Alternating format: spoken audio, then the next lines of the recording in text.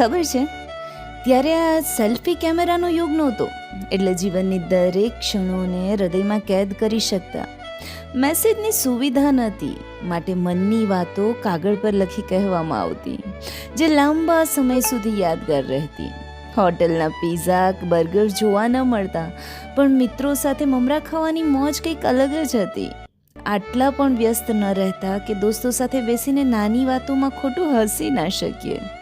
આજે ભલે સોશિયલ મીડિયામાં હજારો ફોલોવર્સ હોય, પણ ત્યારે જે 4-5 હતા ને, એ કોઈ કોહિનૂરથી કમ નહોતા. આજે ભલે મોટી ગાડીઓમાં ફરતા થઈ ગયા, પણ જે ખુશી સાયકલમાં 3 સવારી કરવાથી મળતી હતી ને, એ આજે ક્યાંય નથી. આજના બ્રાન્ડેડ કપડાં પહેરીને પણ એ આત્મવિશ્વાસ નથી મળતો જે નાનપણમાં જૂના ફાટેલા કપડાં પહેરવાથી મળતો હતો. ખબર નહીં, આ ભાગદોડવાળી જિંદગી માટે લોકો એકબીજાથી એટલા દૂર કેમ થઈ ગયા છે, ખરું ને?